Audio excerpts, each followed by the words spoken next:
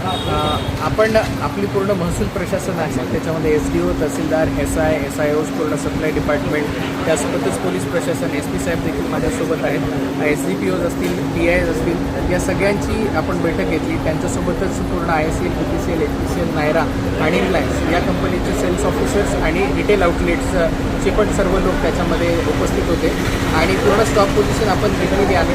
आपली आज सगळ्याची जी स्टॉक पोझिशन आहे ती 1990 किलोलिटरची स्टॉक पोझिशन आपल्याकडे डिझेलच्या संदर्भामध्ये उपलब्ध आहे. पेट्रोलच्या साठ्यामध्ये काहीही कमतरता नाही आणि पेट्रोलबाबत पॅनिकसुद्धा नाही. पॅनिक हे आपल्या काही ठिकाणी डिझेलच्या बाबतच होतं. तर 1990 KLची जी आपल्याकडे सप्लाय आहे त्याच्या अगेन्स्ट आपली जी डिमांड आहे ती 1550 KLच्या आसपास आहे आणि ट्रान्झिटमध्ये जो येणारा साठा आहे तो आपल्याकडे 1760 किलोलिटरचा जो साठा आहे तो ट्रान्झिटमध्ये आहे. अशी आपली कम्फर्टेबल पोझिशन आहे. आपल्याकडे पूर्ण जिल्ह्यामध्ये 371 पेट्रोल पंप आहेत. त्याच्यापैकी 20 पेट्रोल पंपांवरती जास्त डिमांड असल्यामुळे आज सकाळच्या परिस्थितीनुसार डिझेल संपलेलं आहे, परंतु तिथेही आम्ही संध्याकाळपर्यंत डिझेल उपलब्ध करून देण्याच्या सूचना दिलेल्या आहेत. आजही रविवारच्या दिवशी युजली डेपो बंद असतात या सर्व कंपनीचे जिथून सप्लाय होतो. ते डेपो देखील आज रविवारचे पण आपण सगळे चालू ठेवायला सांगितलेले आहेत, जेणेकरून कुठेही सप्लाय खंडित होऊ नये आणि नागरिकांमध्ये पॅनिक तयार होऊ नये. या 20 ठिकाणी देखील संध्याकाळपर्यंत आपल्याकडे डिझेल उपलब्ध होणार आहे.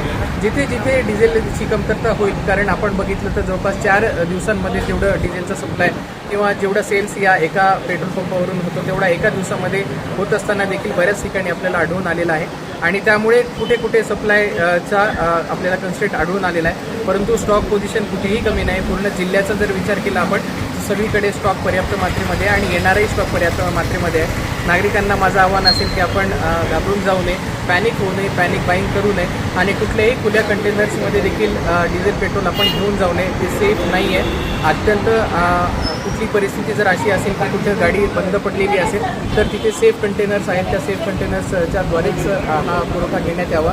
यामुळे अननेसेसरी थोडंसं पॅनिक क्रिएट होत आहे आणि कुठलीही साठेबाजी होणार नाही याच्याकडे आपण दक्षता घ्यावी.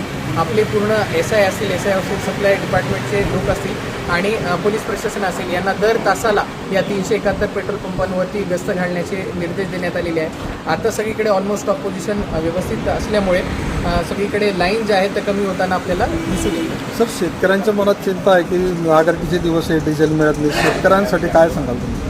माझी सर्व शेतकऱ्यांना कळकळीची विनंती आहे आणि आव्हान आहे की कुठलाही स्टॉकमध्ये कमतरता होणार नाही आहे. येणारा सप्लायचा जो साठा आहे त्याचा देखील आम्ही आढावा घेतलेला आहे आणि तो देखील पर्याप्त मात्रेमध्ये आहे. आपण घाबरून जाऊन कुठलीही पेट्रोल डिझेलचा साठा करण्याची काहीही आवश्यकता नाही आहे. आपल्याला गरजेनुसार पेट्रोल डिझेलचा सप्लाय आपल्या जिल्ह्यामध्ये पर्याप्त मात्रेमध्ये उपलब्ध